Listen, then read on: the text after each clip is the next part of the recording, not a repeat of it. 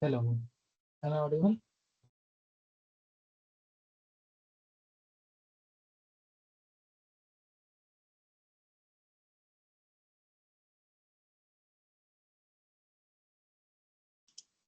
Yes, you are audible. Hello. Okay. So we will start in 2 minutes. Let's see. Yeah, sure. Someone go. Yeah, sure.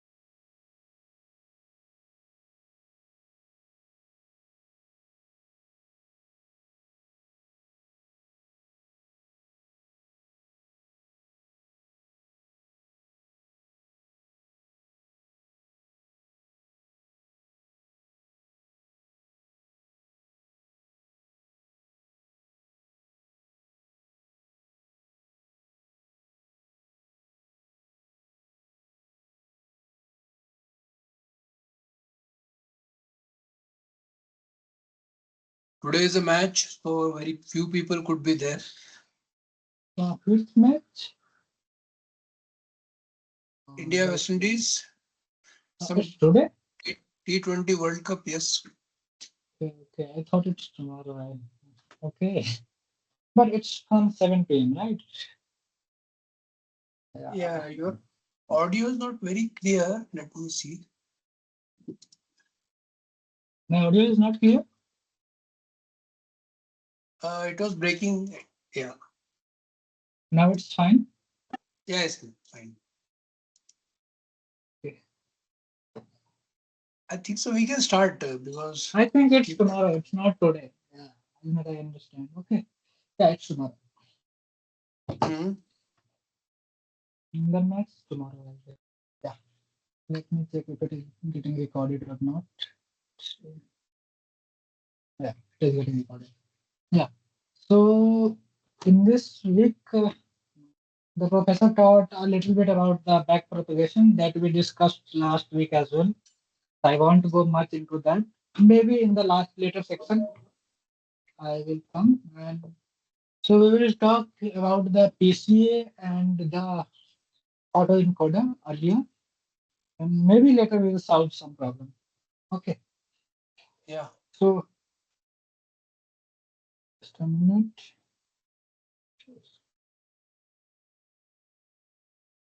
Before we start, can you give some summary that what is this? Because I attended all the lectures, but I didn't Mhm. get the overall idea that why they are using like what we are achieving out of PCA and autoencoder. If you Sure, can why say not? some example, yeah, that will be then your lecture will be helpful. Yes. Sure, why not?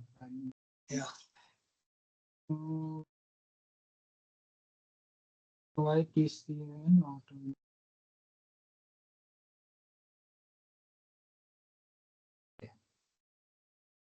So people are joining now. Yeah. So let's start with the PCA. So whenever we talk about the neural network, we talk about the generalization. Okay, generalization. What does it mean by generalizations?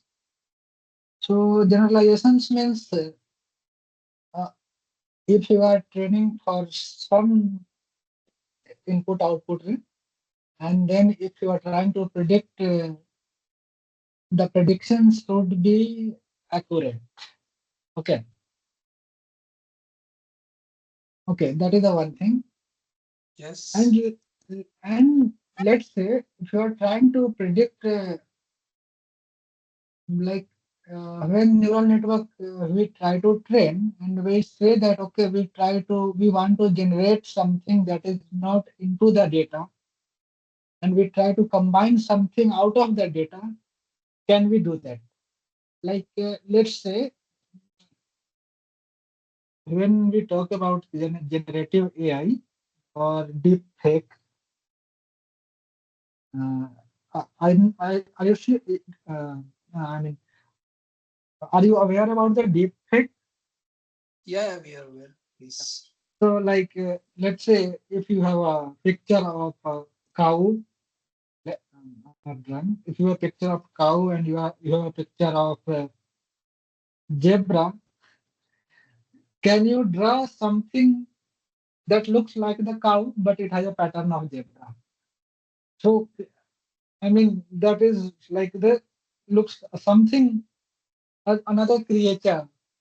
Mm. Maybe understand. So, like, so, can you do that? Understood.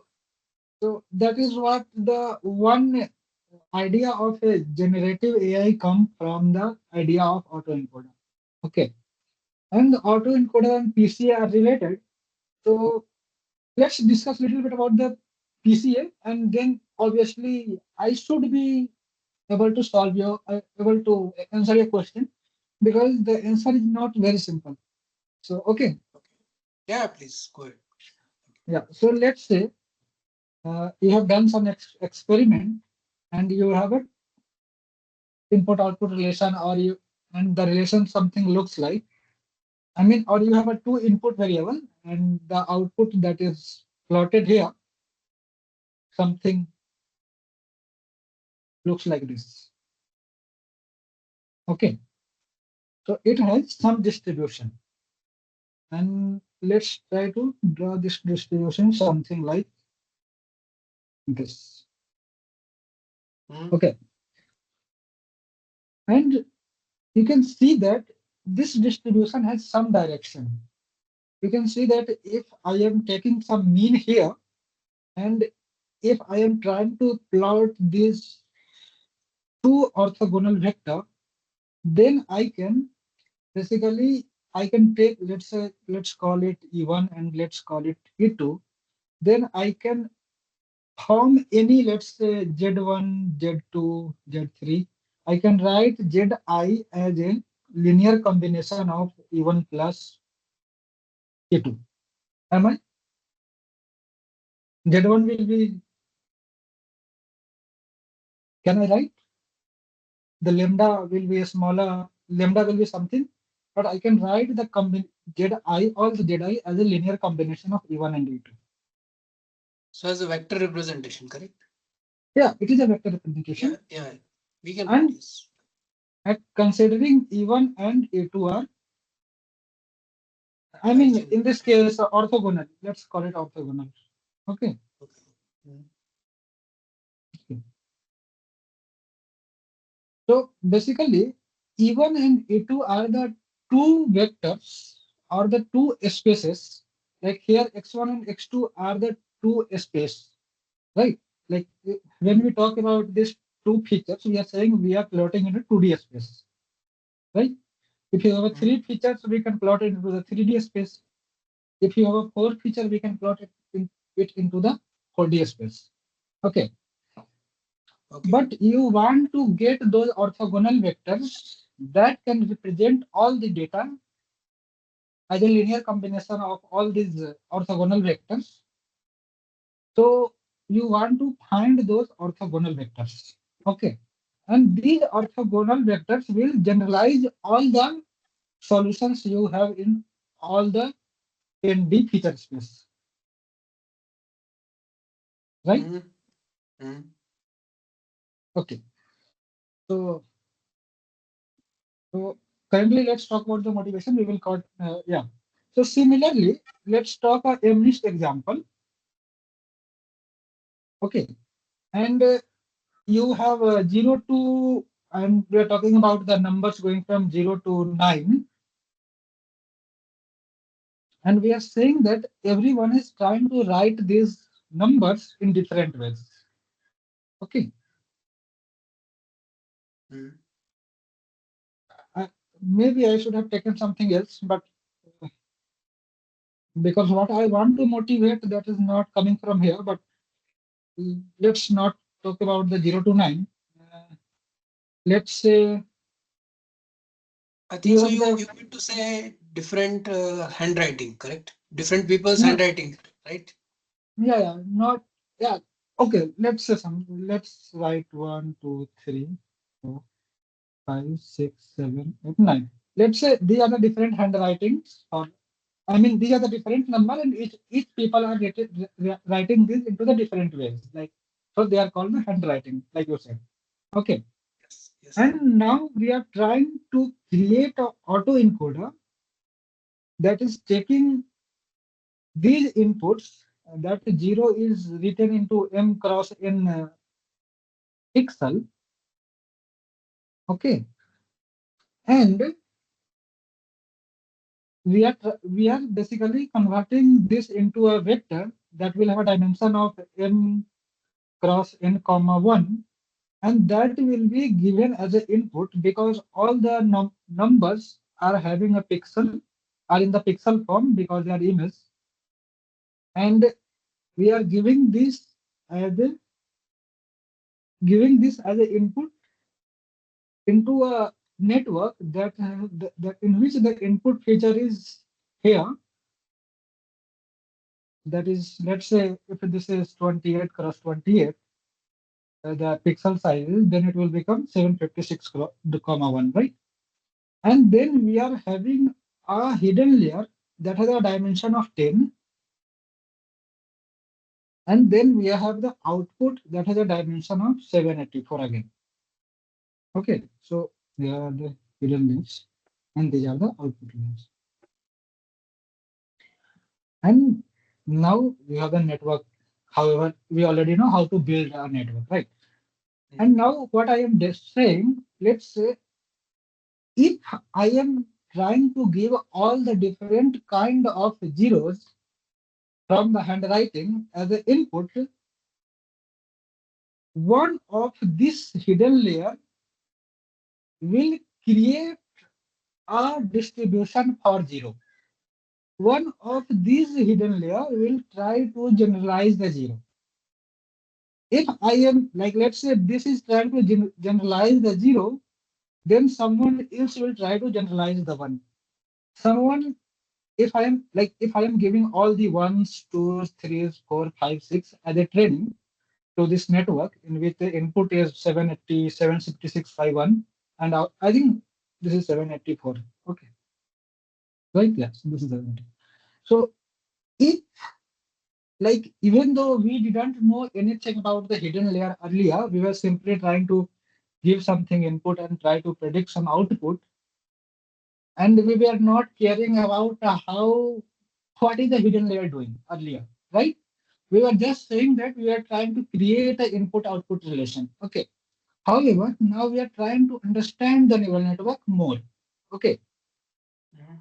So we are saying that if we have an input layer, we have one hidden layer, and we have an output layer, and whatever the input I am giving and whatever the output I am predicting, I am saying that my input is X and output is X hat, and both are equal after training, and in which my inputs are all the zeros, one, two, three. Like let's say I have a 10 zeros, 10 ones, and something like that. And so I will have a total 100 inputs, right? Right. But all the 100 inputs, I have tried to train it, and I have said that whatever the input I am giving, let's say I am giving the input 0, I am getting the output 0. If I am giving input 1, I am getting the output 1. Like 1, whatever the image I am giving as the input, I am getting the output 1. Now, if you will try to look into this hidden layer, you will see that like this is these are currently I am trying to create this 10 hidden layer, And these 10 hidden layers are trying to generalize the different numbers. How will we know that? We will say that, so okay, each uh, each network has their W's and B's as at here, like each hidden layer has their W and B, right? These W and B will, like, let's say each has their W and B, and if I will make all the W's zero, like, and I will keep one of these as whatever they have been trained, and if I will try to predict the output, it will give me one. Are you did you understood? Like, Yes. Yes. so so these hidden layers are basically trying to generalize the one. In this case, when, like, let's say I have trained, I have got some W for each node of this hidden layer, and I have encoded something, I have decoded something. Once I have trained it, if I will make all the W zero except one of them, and I know that this is trying to learn the one, it should decode the value one. Okay. So Yes. basically, these images are trying to generalize the network such that they are creating the space for different kind of input. So I will say that new autoencoder is creating uh, what I told autoencoder's hidden layer is creating a space, I mean spaces for different kind of input. Okay, okay. Now let's say instead of freezing or making the W of eight of them zero and keeping two of them non-zero, and then I will try to predict that. And let's say this is something two, it will predict the combination of two and one. So now you know the idea of deepfake is coming into the picture. So because I have uh, made the other eight zeros and keep activating the one who is trying to generalize the two and the one who is trying to generalize one, it will decode the something that will something look like something like this, or one like this, whatever, maybe some. So, so they are trying to create the combination of these two. So we are trying to create the space, and these space we can. So whatever the space, hidden space we are creating, we can relate it with uh, the eigenvectors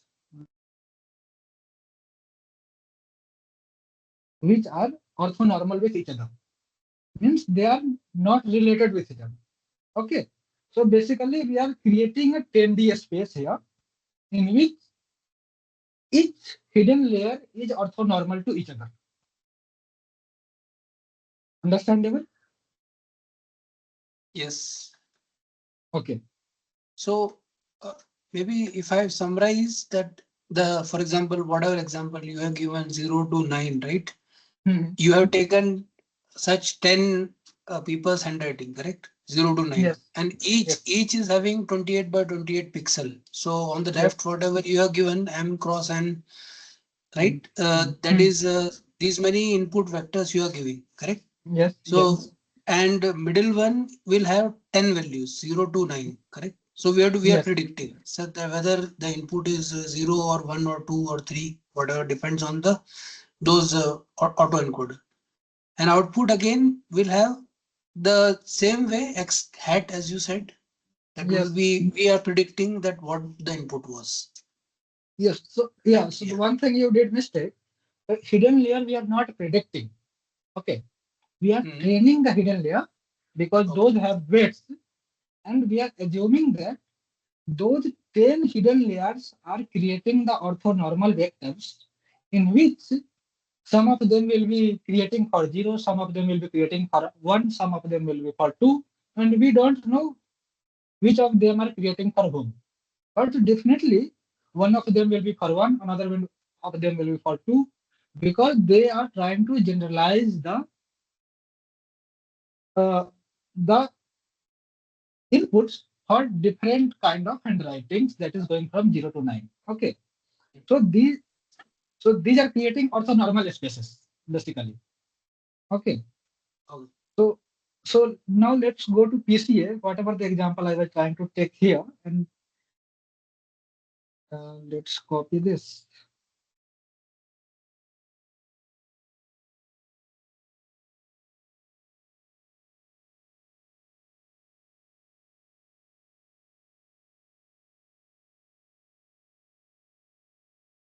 Yeah. Yeah. So this was the example I was taking, and I am saying that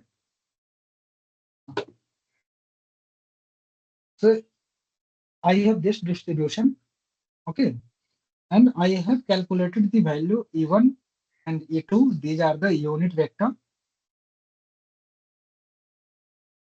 and they are orthonormal, orthogonal. Okay. Now, and they have their respective eigenvalues, lambda 1 and lambda 2. And these eigenvalues are with eigenvector are saying that we can write these inputs into these eigenvectors in which these eigenvectors are dominating, and these two eigenvectors can represent this 2D data. Okay, understandable? So basically, now you are saying that because I have, let's write this as a, this is the E2, right?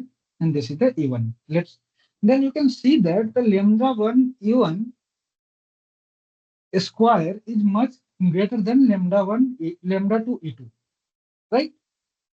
Why I'm considering it as a square? Assume that lambda 1 E1 is acting as an energy and lambda 2 E2 is acting as an energy. So you are saying that if I will keep this eigenvector and if I ignore this eigenvector, I can still represent my data using one eigenvector only. So basically what will happen? These image will get projected on this line. These data will get projected on these lines. And what will it look like?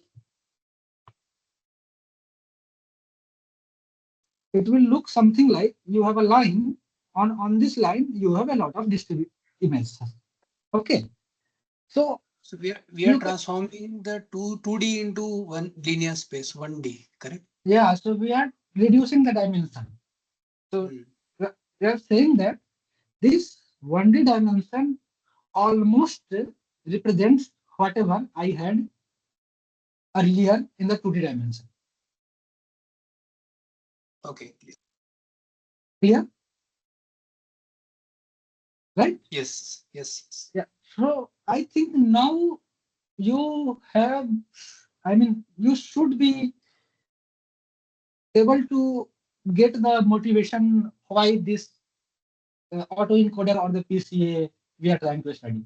So we are trying to reduce the dimension of our data, right?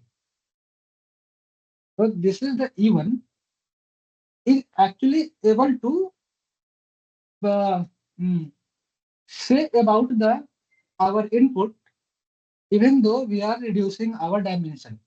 So like if we are reducing the dimension from 2 to 1, it's a kind of cheap idea to tell. However, let's say if you have an input dimension is 786, and then you are saying that I'm trying to convert it into the 10, and this 10 orthogonal space should be able to tell about my all the inputs that has a dimension of 786.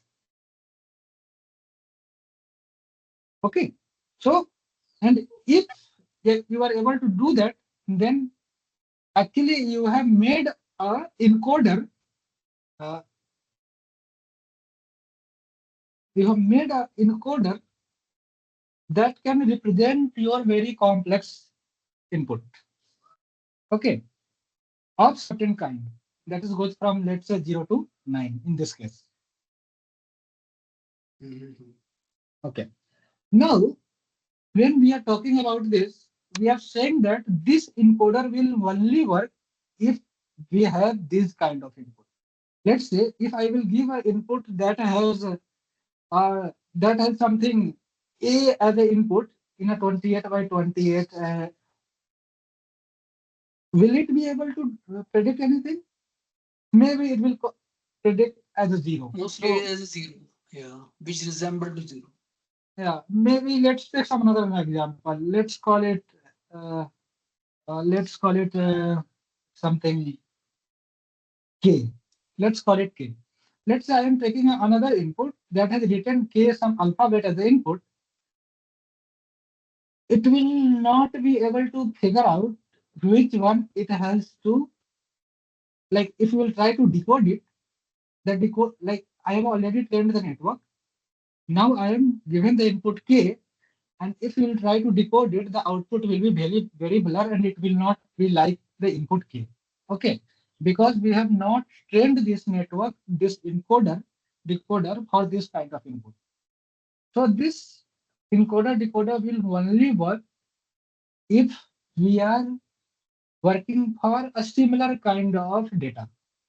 Okay, so like let's say you have created a encoder decoder in which you have given the human face as an input and you have predicted the same human face. And then after training, if you will give a peacock face as an input, it will not be able to predict the peacock face. It will predict something random blur, right? So this is what the idea of autoencoder comes into the picture. So now let's, like we also understood the PCA, we also understood the autoencoder what it does. So let's talk a little bit about the mathematics of PCA. So then you should be able to understand about the autoencoder in a detail.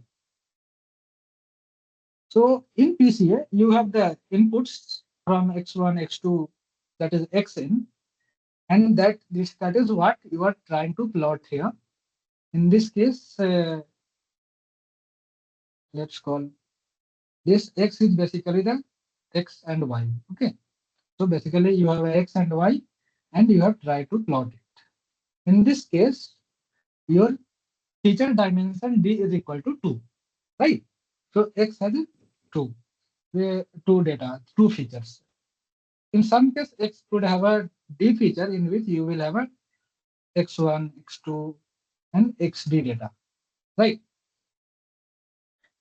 And now you have a big number of inputs, and then what you do for doing the PCA, you took the mean of all the inputs. That So, is so you. in our example, D is 784, correct? We took Yes, 28 into 28, correct? Yeah. yeah. The input is, let's say, yeah, the Yeah. input is 784. Right, correct. Okay. And and ux is basically 1 by n of sigma of XI. xi, where I is equal to 1 to n, right? And ux will have a dimension of d cross 1, right? Because xi has a dimension of d cross 1, right? Because Yes. you are taking the mean for the each features. Okay. Now, now we will create a, you can say, we will transform the input and we will call transform input x underscore. that is equal to x minus ux. Okay. And so what it will look like, basically in this picture, this will be your ux, and basically you are trying to shift the data. So this, when you will reduce the ux, basically you are saying that my input is, my data will look something like this now, because you have subtracted the mean, right? This is x minus u in this case. Okay. Now Mm. you have subtracted the mean, and you have centered the mean, centered the input to to the zero. I mean to the center of all the data. Now what we are doing, we are going to calculate the covariance matrix,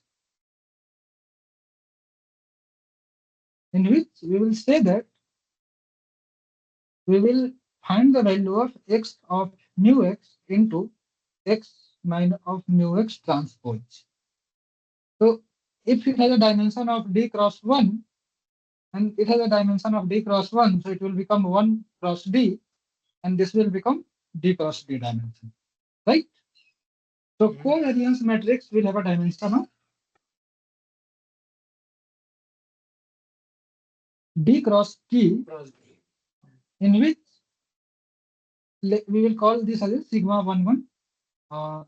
We call it as a sigma 2 2, sigma dd, and this will sigma 1 2, 1 2, sigma 1D. 1d. Similarly, sigma d1 2, sigma dd. Okay. So basically, uh, whatever you got x hat, x underscore, this sigma 1 1 is the multiplication of uh, the first dimension to its first dimension. Sigma 1 2, like let's say call it x1, x bar, x2 bar, x3 bar, xd bar. So sigma 1 1 is basically x1 bar into x1 bar. Okay. Sigma 1 2 is actually x1 bar into x2 bar. Right. So basically, we're trying to find the relation, or find the how different the x1 is from the x2. Understood? If the if x1 and the x2 are very different, then you should be get the value that should be closer to zero. 0. If they are very much similar, then that will be equal to 1. And this is showing the variance, the similarity index. Okay. So this covariance shows the gives about the similarity index.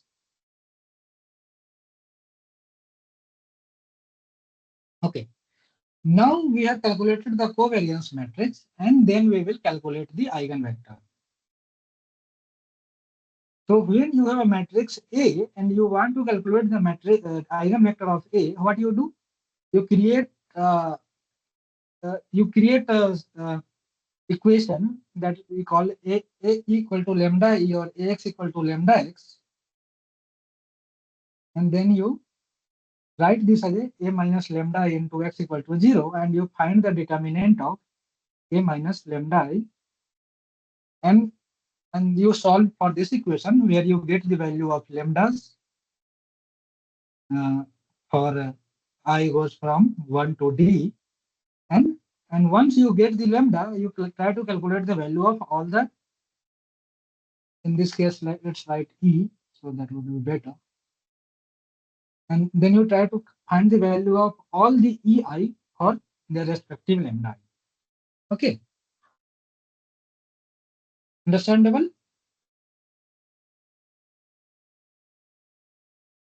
So we are finding the orthonormal or orthogonal and d-dimensional eigenvectors, correct? Yes. Okay. So again, we will come to this picture that we were drawing here. So basically, when we will calculate those eigenvector E1 and E2, we will see that the E1 will look something like this and E2 will something look like this. I mean, E1 will look something like this, E2 will look something like this, in which they have this magnitude of 1. However, their lambda will be tell that lambda 1 E1 is this one and lambda 2 E2 is this one. Okay. So this lambda 1 E1 or the lambda 2 E2 is telling about the distribution of your input vector. Understood? Yeah, yeah.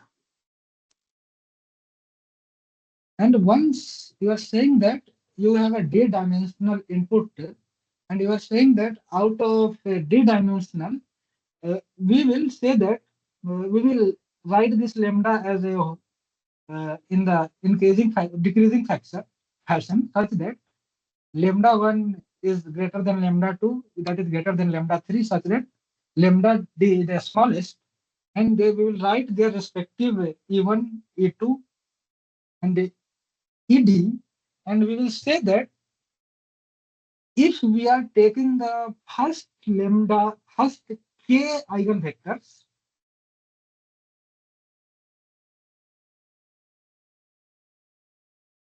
that should be able to tell about my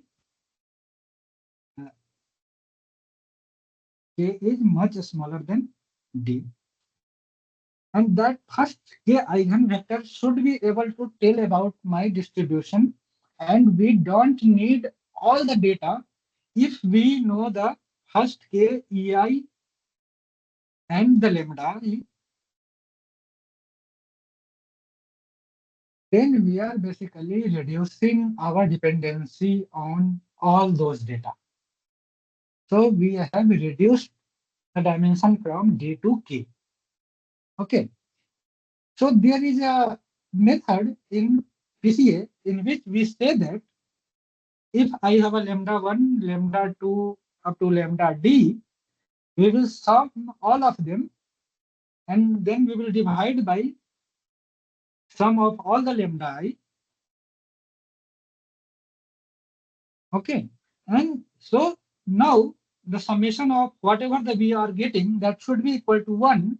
In that case, we will say if the first k is giving the sum of first k is giving more than greater than 95, then I don't need the another uh, lambdas who are which are Calculation. yeah, for the calculation. So we are saying that this k number of uh, orthogonal vectors or k number of first initial k space is telling about the 95% of the data, not the 95%. It is telling that the 95% of the space captures almost, I mean, the first k dimension is capturing the 95% energy of the data. Okay. Why we are saying the energy? Because those EI we have calculated from the covariance matrix, right? And covariance matrix we have calculated something like this. That is itself is a square, right? And that is acting like a energy, right? So these lambdas are the coefficient for this kind of energies, right? So that's why we are saying that the first k space is capturing the more than 95% of energy. So we don't need the other spaces. Okay. So that's the idea of PCA. So And now you said let's, those lambdas are the coefficients of those that energy, correct? yes, Okay. yeah, that if you will multiply those lambda with their respective eigenvector, that will give you the overall how far this EI is representing itself. Right? That's what I But was is discussing. it is it always true that lambda 1 is more than lambda 2? We are assuming, or is it? No, like let's say you got different lambda, you arrange it in a such a way that like these are the numbers, Okay. right? You Got it. can arrange Got it it. Got it. and then normalize it with the one, and then find the sum of the lambdas when first k lambdas such that its summation becomes more than 0.95. You stay there. You don't need the another lambdas for your representation of the space. Okay, understood? Yes. Now you have got those ei lambda I for I equal to 1 to k, right? And you have ignored the lambdas and i's who are greater than k. Then what you can do now, you can reconstruct your data. Reconstruct the data in which you will say that y is equal to e of x minus mu x, right? So this is what the input it will take, and this is your eigenvectors, and whatever the output you are getting now, that is the compressed data. And in this case, uh, this is your compressed data because you have ignored the E2, because you are saying that even itself is representing the 95% of energy. Okay. Right. And this is capturing the new nuances of all the data you had in the D space, even though when you compressed it, it is not losing that, it is affecting you into the future. Okay. That is the one thing. So we talked about PCA. So I think you should be able to understand what the autoencoder is doing, right? However, in autoencoder,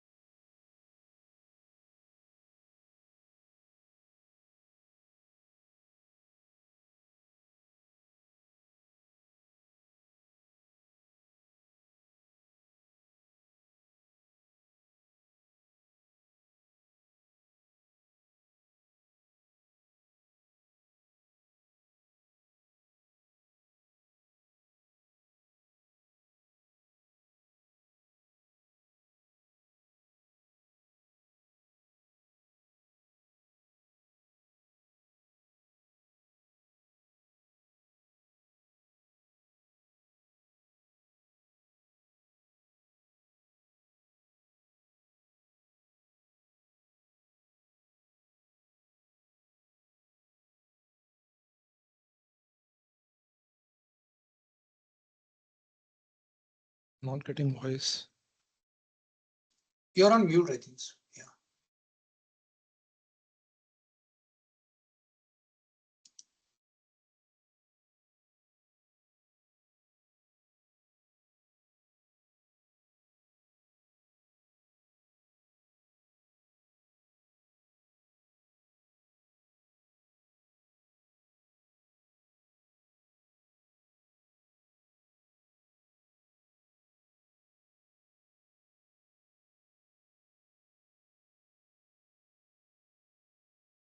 We cannot hear you anymore.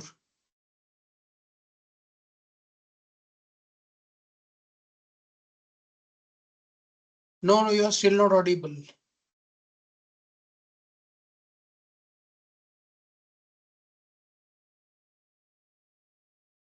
Maybe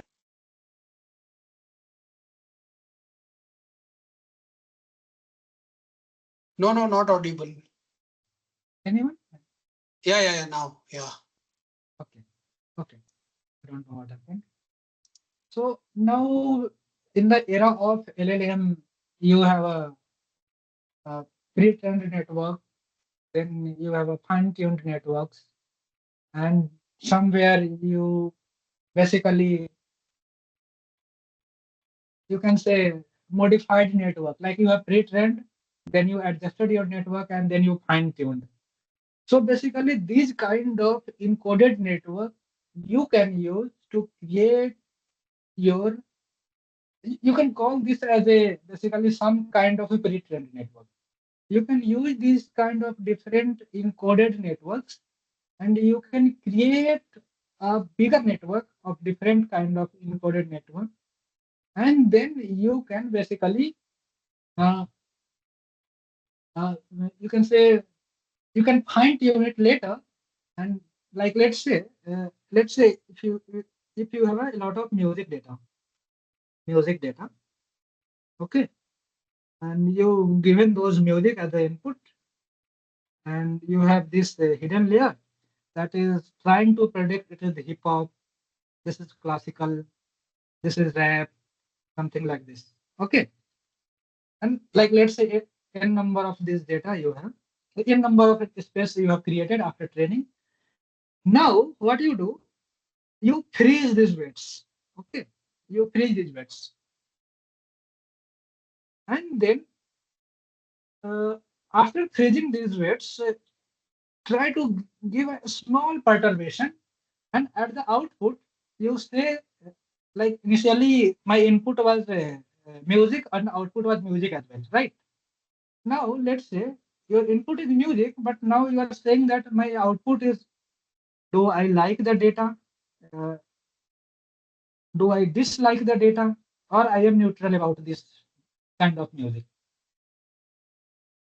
So once you have this phased weight, and if you are perturbing it and then you are trying for this new output, you can use this pre-trained network and you can adjust it or you can fine tune it with the later choices. Understood? So that's how this one of the application you can use it. There is another application that I was talking about, the kind of deep fake.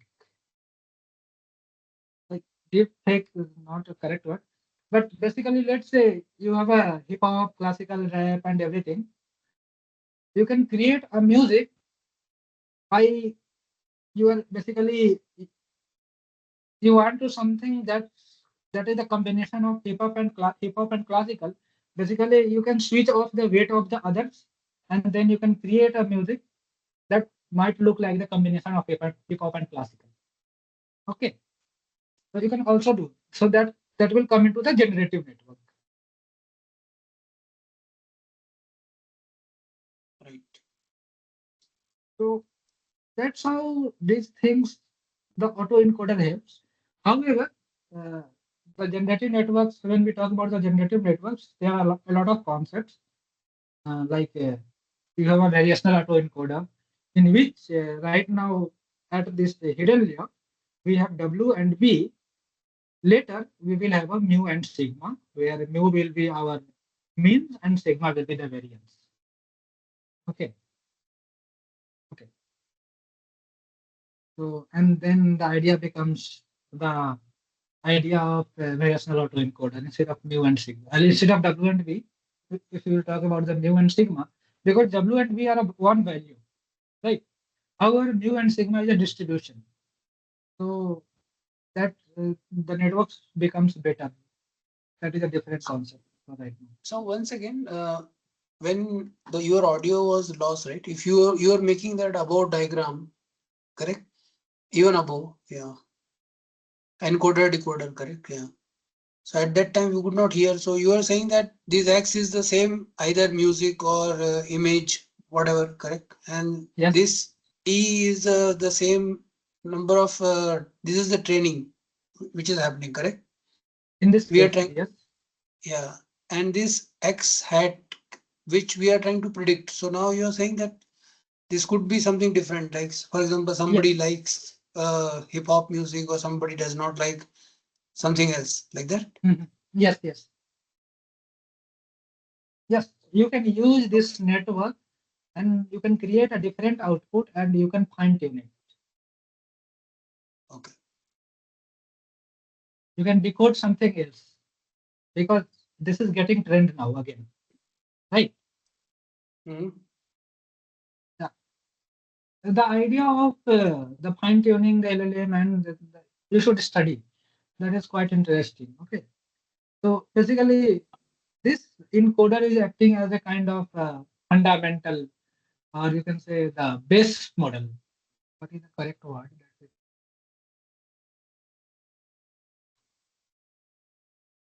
I don't remember right now, but this will act as a base model and you can build on the base model.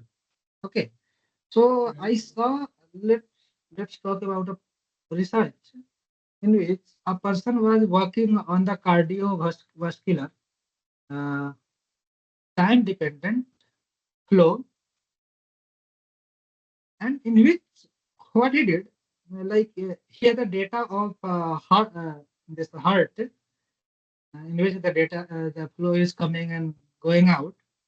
So he took the different data. He understood how this cardiovascular works. Then, after training for those autoencoder, he trained this hidden layer. Then he took the encoder.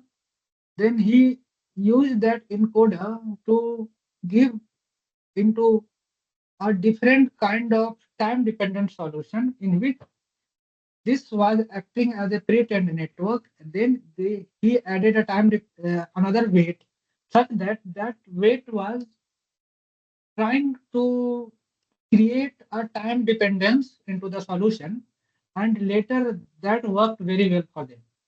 Okay, so like and earlier, like you can see that this encoder is trying to find the features into the space, right? But this is not predicting the something in the time.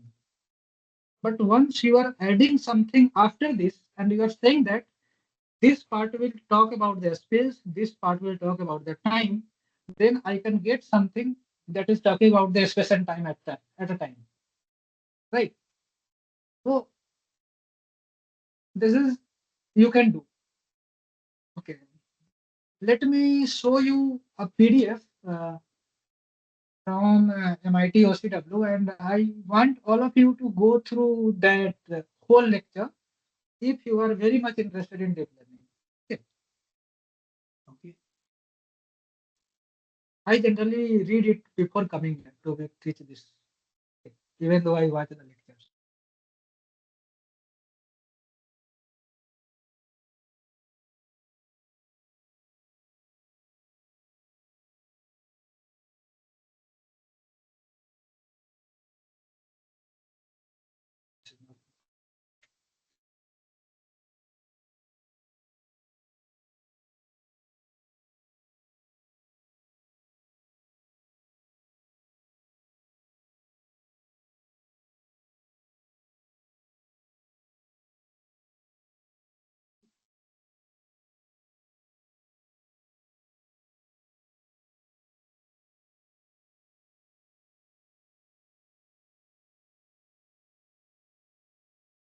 You can watch the lectures videos are there as well. So let's go to this today, whatever we are discussing about, this representation learning.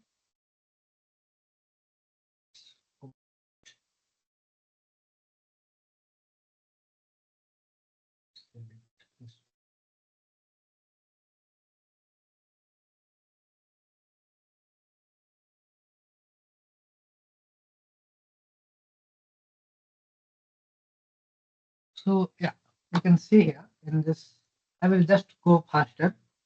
You can see this trained encoder is trying to find which part of which part of image is trying to is containing what kind of information. Okay, let's say if this has the B number three, let's say it has a three representation, then three represent one of them will be this will be having the information about the building, another will be having the car, another will be having the road. Okay, and the similar input of the different cars and the different background will be this would have been trained earlier. Okay.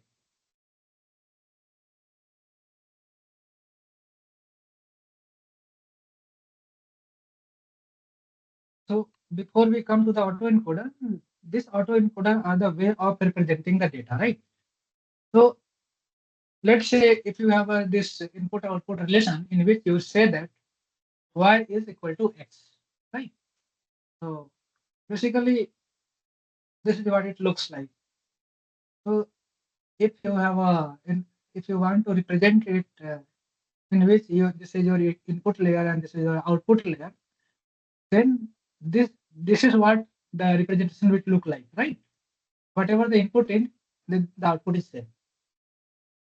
Similarly, if we are saying that the output is 2 times the input, then this is what the representation will look like. If your output is input plus 1 by 2, then this is what the representation will look like. Similarly, if you value, the negative value will become 0, the positive will remain same. So similarly, you can imagine your hidden layer is trying to create the representation of the input. If you have a deep hidden layer from input to the decoder, the input from input to the first hidden layer, there will be some representation. From first hidden layer to your, let's say, the embedding the Z, that will have another representation, and that representation we are trying to learn. So when the idea of deep learning came earlier, we were discussing like we don't know enough about the network. So network is a black box. However, at least we cannot say that we know everything about the network, but at least we can say that now our network is at least a gray box. You know something about the network. It's not white, but it's not black as well. It's something in between that is gray. So you know something is happening. Let's say if you are giving a linear relation between input or output, this is what will look like. If you are giving some kind of L2 relation, then it will convert into some kind of circle. If you are giving a soft max, then it will try to go. If the input is very negative, then it will become 0. If input is very high, then it will become try to 1, something like that. Right? Let's say initially you like that you can see visualize here how the training look like.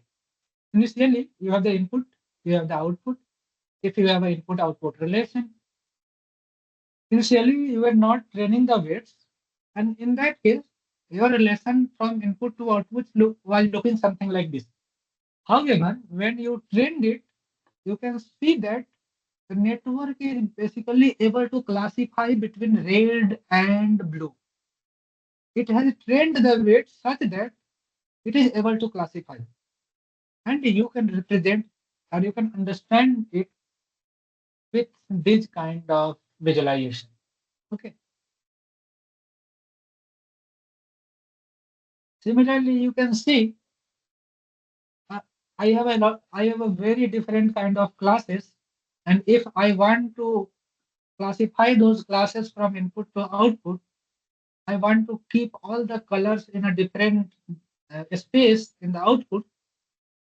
If we will train it after training, this space will be bifurcated.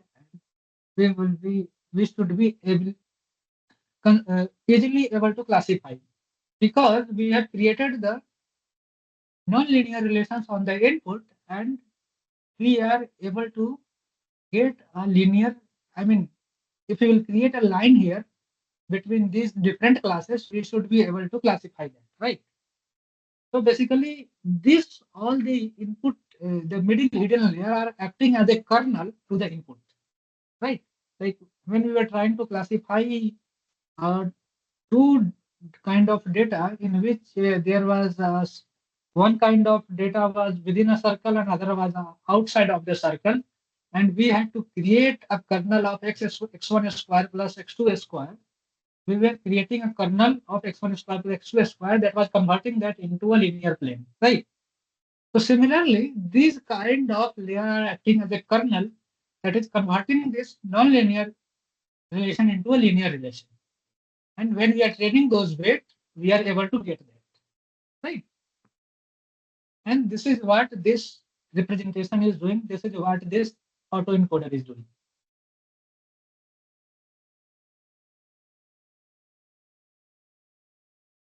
Are you able to appreciate it? Yeah, so this particular document which you are showing, it is from that MIT OCW, right? Yes. Yes. Which particular lecture? Can you please tell? Yeah. Don't worry, I will tell you later. Okay. So, like, let's say you can see this picture. When you have given this image, the first hidden layer is trying to predict a simple feature. Second hidden layer is trying to predict a more complex feature. And the another hidden layer before, like, it is trying to predict a even better feature. And once you are going deeper, the prediction of feature coming better into those networks. Okay. So like you can see, like first hidden layer is trying to convert the input into something like a smaller feature. Then it is a much like a much condenser and then a more condenser. Right. So this kind of representation looks like. So this is what I was trying to tell you. Like let's say if you have if you have trained for this different kind of music, and if you are trying to predict for liking disliking, this will never predict you, give you the correct result, right? So basically you trained it for this genre, and then you basically you perturbed the decoder and you trained it for that, and then you can basically adapted it the decoder part, and now basically for all the music it can tell if you like or you can dislike, right? And this the idea of pre-training, adapting and testing or fine-tuning comes into the picture. Okay. So this is what I was discussing about. So now let's go to this information. So this idea is the courses of deep learning of fall 2024. They discuss about the deep learning, how to train neural network, how wide the neural network should be, how what is the graph neural network, what is the generalization neural network look like, what is the transformer, like the transfer the current LLM are built on the transformer, right? So how the transformer takes the residual into the picture and takes the idea of you can say correlation matrix, then representation, deep generative brush. So I will just remove this part. Yeah. So we will come to this lecture again. Yeah. So I hope you don't have much confusion from this week, right? You got all the nuances of this week, I guess.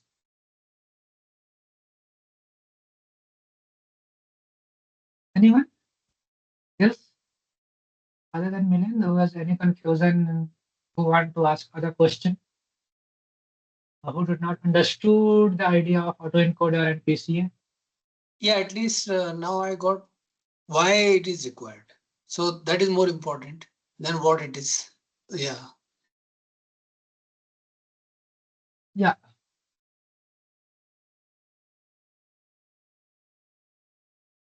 And mathematics are pretty simple, right? So, Right. so let's solve the previous year question and then we will finish this. Like, just give me a minute. So are there some disadvantages between PCA and autoencoder? Oh, A okay. comparison, Yeah, yeah. So I forgot or to where talk or about. where to use which one, correct? Hello. Yeah. So I forgot to talk about that. So the PCA is a kind of linear encoder, right? Because we are writing x equal to b, right? However, Mhm. these autoencoders are the non-linear. So if your features in input and output are non-linear, they can predict the nonlinearity better compared to what the PCA is doing. You can consider the autoencoder as a PCA if those hidden layers are the linear layer. Okay. Basically, you can prove mathematically that if your hidden layer are linear, the autoencoder directly becomes the PCA. Got it.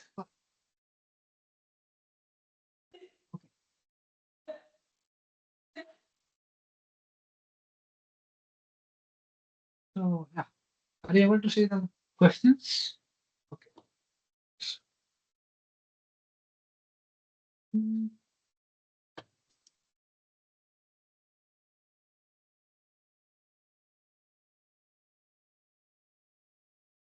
So I have not discussed much about this backward propagation, but I hope all of you understand, because whatever the lecture 26 and 27 was there, I had already discussed about that in the last class as well, like what are the nodes there, how to tackle about the nodes.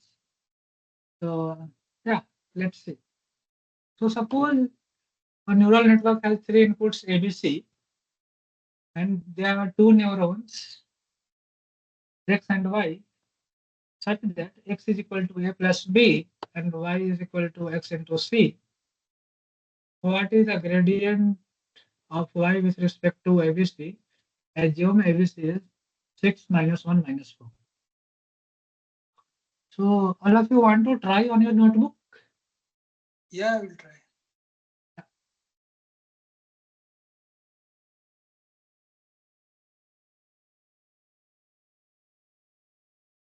So it will be for C only. That means whatever is C, right? Minus 4 minus 4. And for C, it will be A plus B. So A plus B is if it they have given so 5. So C should be the answer. Correct. So dy by dc will be x, that is A plus B. And A in plus this B. case, A plus B is 5. And dy by d is basically A plus B into C. So that will be C actually. So C is basically minus 4. And similarly, dy by dv is C. That is also minus 4. Correct. Yeah.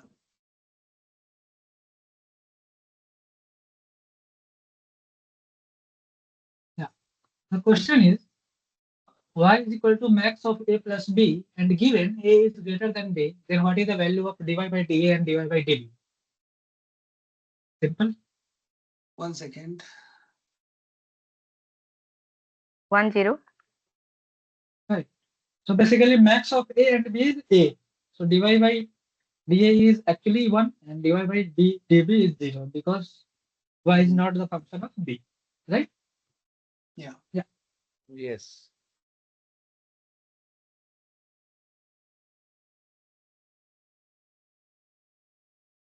So PCA reduces the dimension when finding a few. I think I have already talked about B. this a lot. Yeah, Yeah. B, right? orthogonal linear combinations. B. Correct. Yes.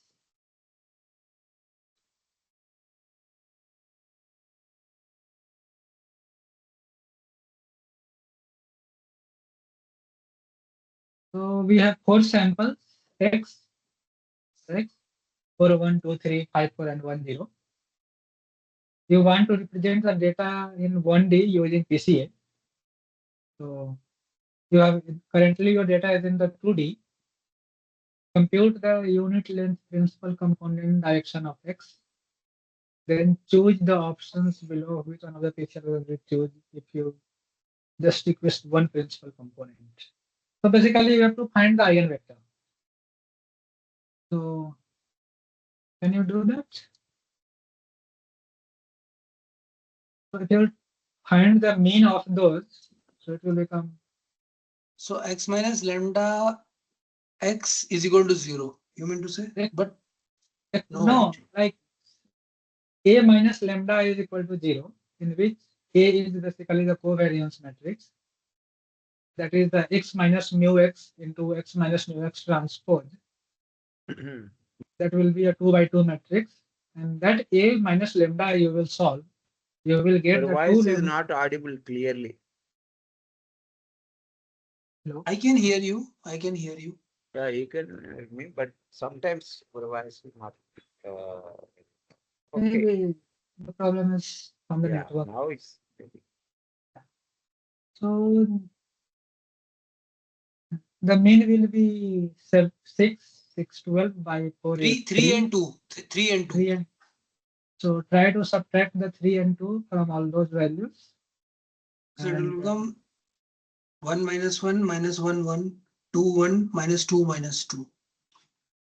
Yeah, and try to find the covariance for each input and take the mean of all of them.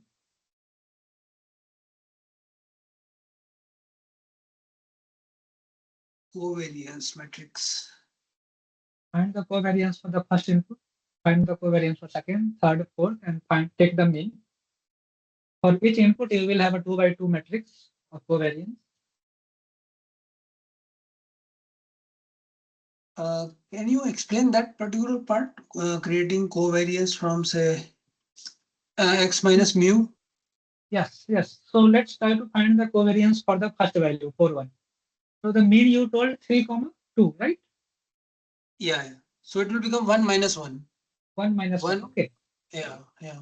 So you have a 1 minus 1. So basically it has a dimension of 2 cross 1 and 2 cross 1 into 1 cross 2, it will become 2 by 2. So if you will write 1 minus 1 into 1 minus 1. Okay. So 2 cross 1. We are not seeing what you are writing. Yeah. We are still seeing the question paper. Yeah. Only question we are seeing. 1 into 2. We're not seeing. Here it is frozen now.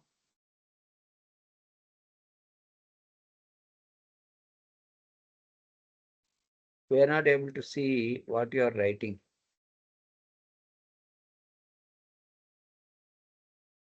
No, it's some network issue, it seems.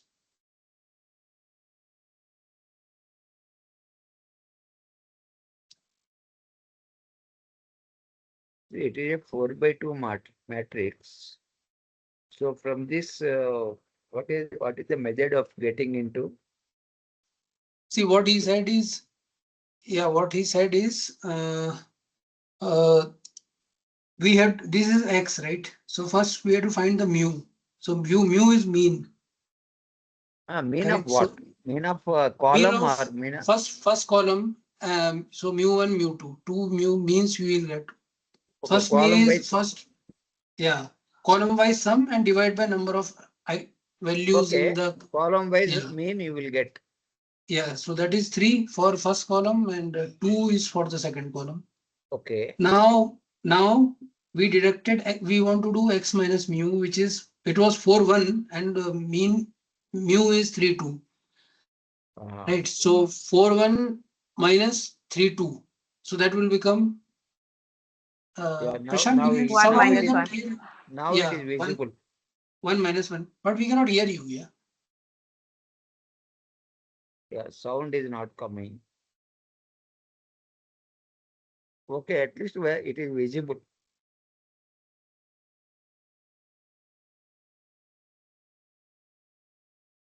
Chat is disabled somehow. Okay.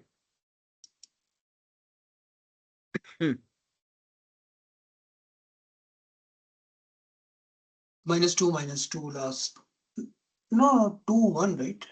3, 2. Yeah, x Yeah, minus 2, mu 2, x, 2, we 2, 2, got 2. it. 2 to 2 minus 2. Last is,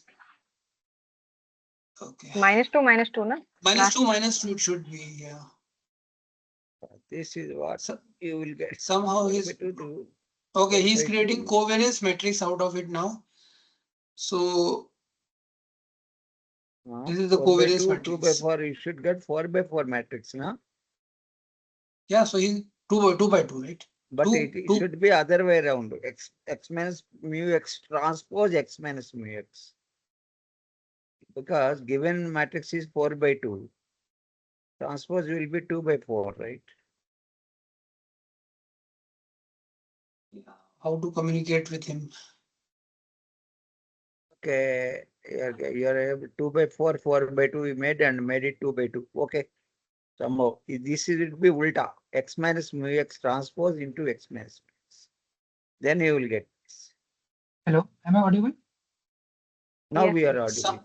Somehow, Yes. sometimes your audio is coming on sometime. So we could not hear you entirely. The last value should be minus 2, right? Yes. 5. Okay, sorry. Yes, right. Yeah. Right. Could you please explain the last one? X minus, you are creating the covariance matrix now, right? X minus Yes. mu into X minus mu transpose, correct? Yeah. Yes. So for the first row you are creating, right? 1 minus 1. Yes. That's what we this one. discussed, yeah? Yeah. This Okay. one. So this itself is X minus mu, right? So, but you are taking X minus mu, you should have taken reverse, right? You have Reverse. taken column. Yeah. So this is, let's call it 2 by 1, and I am trying to convert it into 1 by 2 so that I could have a D cross D matrix for the covariance. But So you are doing actually, X minus mu transpose into X minus mu then, correct? So I'm writing X minus mu X as a 2 cross 1 in which I have a 2 row, that is 1 minus 1. Is it confusing? I'm just basically transposing Okay, it. got it. Okay, but actually X minus mu here is 1 cross 2, right? Where 1 row and 2 columns, 1 minus 1, right? Yeah, that is true. But because I want to convert it into covariance matrix, so I am just taking it as a column vector. Okay, got it. Sorry, row vector, because I have 2 rows, 2 inputs. Okay. Okay. 1 minus 1. The last one, see, this covariance is correct, is it? Because 1 minus 1 is correct, but the third value should be plus 1, right? This one. You are multiplying with this. You are getting Oh, 1. okay, minus 1 plus 1. Yeah, you're Correct? right. You're right, yeah. Similarly, this one. You can similarly calculate this value sir, for the. again, it's not clear to me. You have a matrix of 4 by 2 matrix here. From this 4 by 2 matrix, how did you get this 2 by 2 matrix? No, so Okay, you have divided it into 1 minus 1, 1 minus 1. See, And for each thing, right? Each row we are creating a covariance matrix now. As of now, whatever okay, Prashant has done, this is only for first 1 minus 1. The I same thing has got. to be done for next minus 1 plus 1, then 2, this 2, Oh, and then minus 2 minus 2. So 4 covariance matrix will be created out of it, okay, okay. and you right? will take the mean of, yes, true. And then you will take the mean of all the covariance matrix. So you will get a overall covariance matrix. So you will have 4 covariance matrices. So, Yes. okay, so what is the mean of this covariance matrix? The first one Sir, which you you said? go up, sir. Still scroll up little bit. Okay, 1 So what is minus the 10. mean of this matrix? It is determinant of that, correct? No, You mean to say? that will be the value of A. Okay. And then So we what will is the mean find of the. this? Okay, so let me check. Okay. The mean is basically 1 by 4 of 10 of 10, 10, 10, 10. I think so. And Why that 10? is 10 here, sorry. okay. So I have not calculated the other one. So let's calculate it. No. Means what I'm saying is what is the mean of this particular covariance? That's what I mean. This So one. whatever you have written, right? 1 minus 1 minus 1, No, 1. no. Yeah. What is it? So you have got this covariance for the first input. You have got the Okay. covariance for the second input. Similarly, you will calculate Okay. for the third and the fourth, and then you will Okay. add all of them. Finally, we'll get, I think, 10, 10, 6, 10, 8, 8, 10. Is it? That mean of covariance. We'll get 10, 8, 8, 10.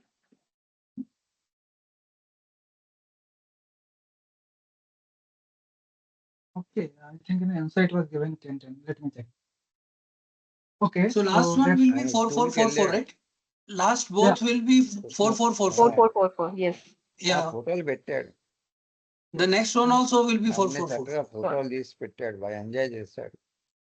Yes, so this Yeah. will Present become చేస్తాడు అతను. Mean will be 10, 8, 8, 10. okay. And divided by 4. So you added these 4, 4, right? 4. So first row, first column, 4, 4, 8. And scroll up, please. This is the one. This is the one. 1, So 1, this 8. is So 10, 10, 10. Okay. Then same way, 4 plus 4 minus 2, 6. Yeah. So 6, it should be 6, right? No, no, 8. No, 6. It is 6. Sorry. 6, it should be 6. Yeah. Yeah. Then third is -2 + 8. So 6. Yeah. And then 10. Yes, yes. Yes. Correct. 6, Yeah. 10, 6, 6. Okay. And Now. this Yeah. is your Correct. covariance matrix. Overall Yeah, this is covariance. the mean. Okay. 10, 6, 6, 10. Okay. Great. It will become 2.5, 1.5, 1.5, and 2.5. Right. And then you will solve the determinant of A minus, let's call it as Cx. So it will become Cx minus lambda I, and that is equal to 0. So it will become 2.5 minus lambda square minus 1.5 square, and that is equal to 0. Correct? Yeah. Yes. -1.5 whole square is equal to 0. Yeah. Okay. So it will become 6.25 minus. Lambda equal to 5. 4. Directly you So can get A plus B. yeah, I mean. yeah, right. Yes. So how much we are getting? Lambda equal to 1 and R 4. Yes, true. Correct. So 1 and 4 you are getting. So for lambda is equal to 4, you have to calculate the E. Right. So how you will calculate the E? Again, So Ax equal to lambda x. A minus lambda you will do, in which you But have a two solution, 4 and 1, right? Yeah. 4 and 1. Same definition. Yeah. Yeah. So you will calculate the value of 2.5 minus 4, 1.5, 2.5 minus 4, sorry, 1.5 and 2.5 minus 4, and you will get minus 1.5, 1.5, and then 1.5 1.5 and minus. minus 1. So basically you can normalize it, and you can write this as a minus 1, 1, 1 minus 1, and then you have to multiply with the vector v such that this becomes 0, right? So if you write this v, if you write v as a 1 and 1, then this will become 0, right? Yes. So this is your E1, and basically you can write this as a 1 by root 2 of 1 and 1, because we want the unit vector as a eigenvector. Why √2 here? Because if you will take the magnitude of this, this will become root. Okay. Y is equal to x kind of thing, right? I mean, you can say whatever, but in this case, like you have a 2 component for your feature, and you want to normalize, so you will take the magnitude of those input features, and that is 2 root 2. So divide by root 2. So it will be overall. This will, like in this case, let's say this is x and y, and if this is Straight root line. 2 and 1 by root 2, and this is 1 by root 2, then this will have a magnitude of 1, right? Got it. Yeah. So Yeah. yes. Okay. Oh, that is normalizing vector 1, 1. Okay. Yes. Yeah. Correct. Yeah. So understood? Yeah. Could you go back to the question now, please? Yes. So we can see. Yes.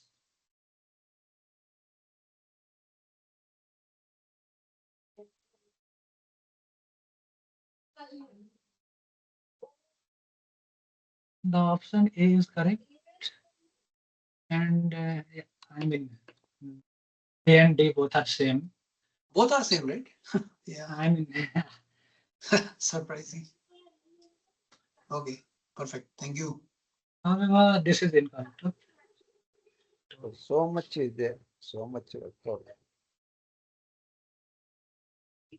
Okay, so let's see this question number 5. So which of the following is false about the PC and autoencoder? B is wrong. Because PCA is for linear and autoencoder is for non-linear. True, right? Yeah.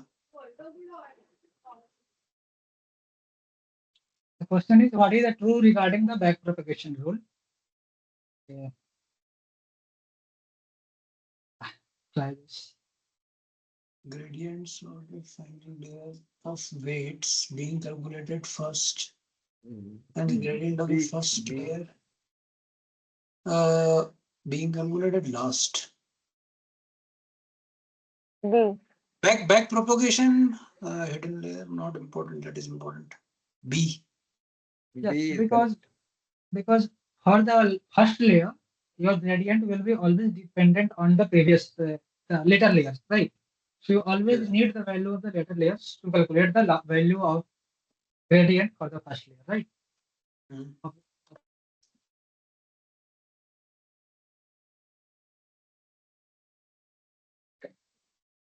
Question 7. So which of the following is true for PCA? Take all the options that are correct.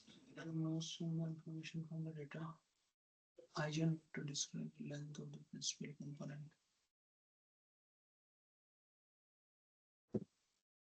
So there could be multiple truths, correct? Or Yes, yes. okay, so we go ahead.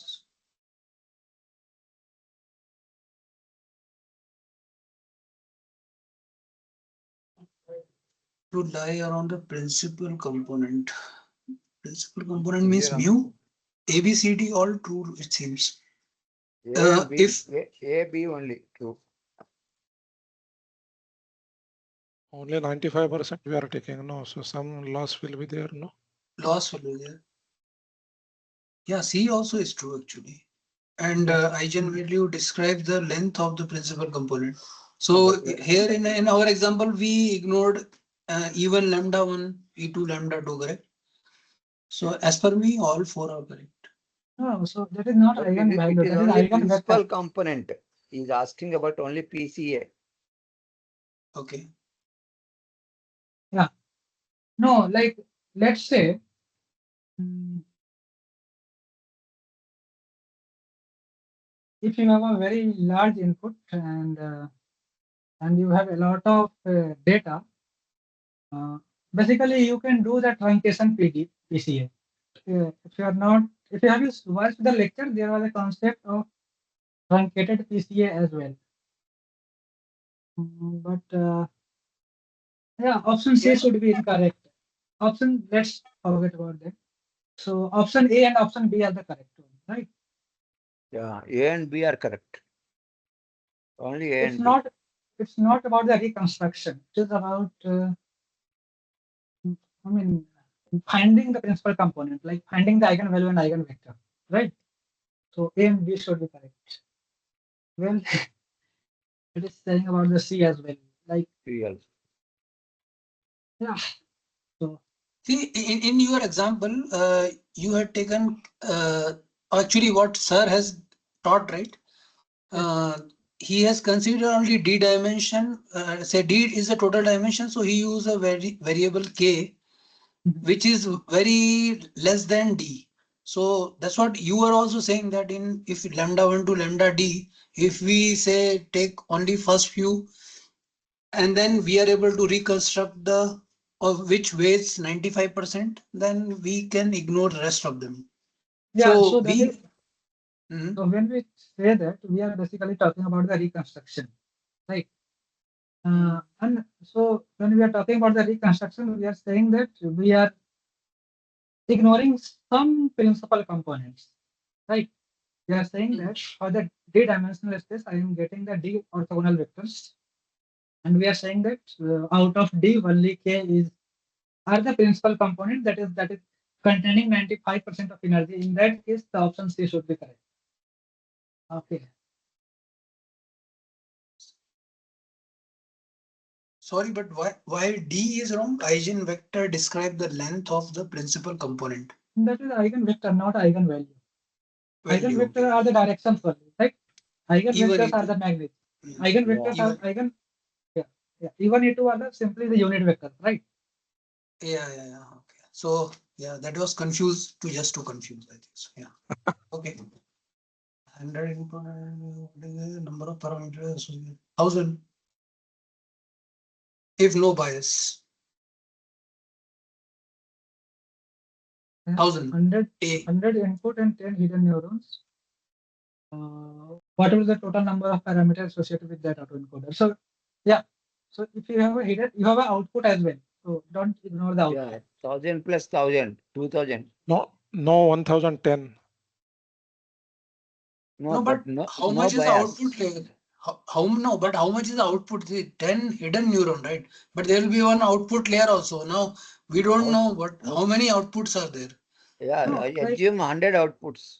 yeah, because whatever you are training, whatever your input you are giving, Okay, you are trying to extract the then same thing. 2000.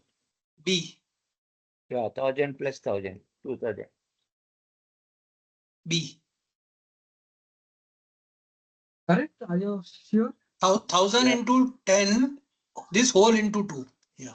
100 So into B. 100 into 10, 1000. Sorry. 100 into 10 into 2. Plus 10 into 100 again. Okay. So 2000. B.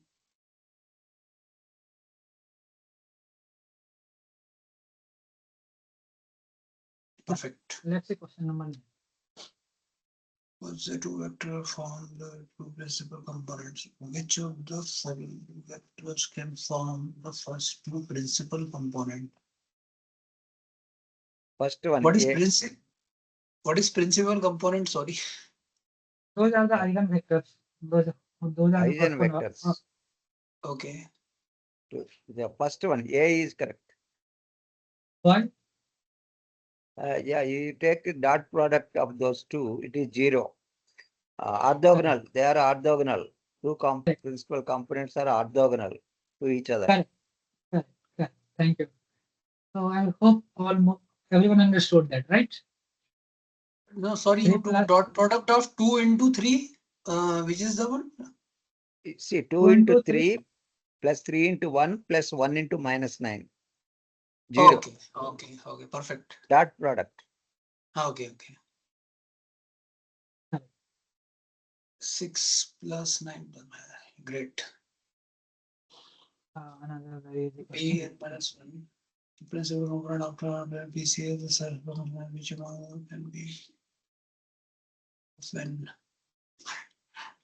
Minus first two principal 2n 2n plus 4 equal to 0. 2n equal to minus 4. N equal to minus 2. and minus 2. Same thing. Previous question, Correct. same thing again asked. Okay. So option B should be correct, right? Yeah. So that completes this question of the previous year. I hope you should not have any confusion. Yeah, you can ask any fundamental questions you want to ask. Otherwise, we will complete this lecture. Yeah. Can you scroll little slowly? Just we'll revisit question number 3. This one? Yes. Yes, please. Yes. You have confusion in this? No, it's okay. Sorry. Yeah. And the next, slowly. Just there's a lot of competition written here. I think we have discussed this. I guess you are not. Yes. Yeah, I think everything else was pretty simple, right? Yeah. Okay. So stop sharing. You can ask anything else you want. Yeah. So next week, not next week. After next week, I will show you some codes as well, because I think we are having some time. Maybe we can write some code using some AI, but Okay. Any but, material you are sharing, sir? Any material or book or? yeah, I think I was sharing a PDF sometime earlier of the MIT OCW deep learning. I'm sure you were here. Oh, yeah. Please share if possible some of the things so that maybe it will act as a reference. So yeah, that's correct. And how we can re-access this particular recording? That is available there, right? Okay, So if I go to previous week's link, then I can download from there. I don't know. no. Fetch. Has anyone tried I to think the YouTube. access previous one? Just give me a minute. It is available there.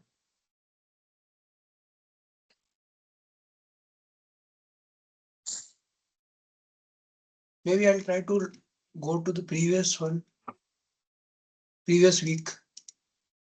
Just give me a minute.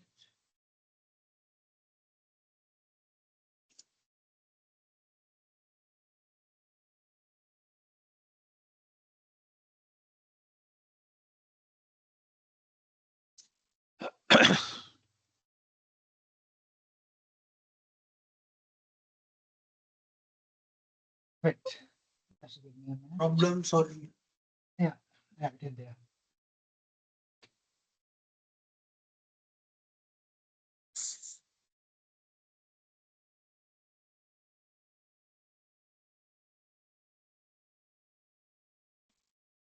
We will go downward here. You will see the problem solving. Okay. Session Okay. recording link. Okay, good. Okay, Yeah, I will thank you. paste the. I will upload this on the YouTube and I will paste the link here. Okay. Correct. Okay. But is it there for all week? Yeah, it will be there until the finish of this course. Good. So if I'm Once- in there in the week 4, lecture material, feedback form, quiz, solution of assignment. Can you please find for week 4? See, the week for video is already here. It is there.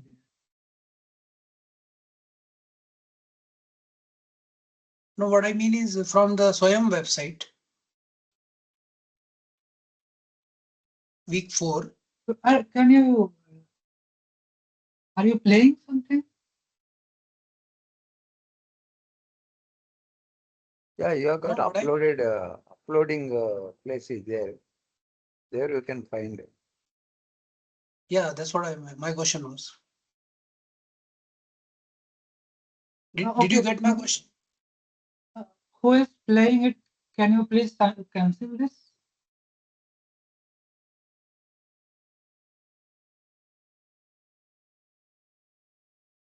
Why I am getting my own recording? Anyone? No, you only are playing. You are playing. You have played in your YouTube. You just now opened one URL from YouTube.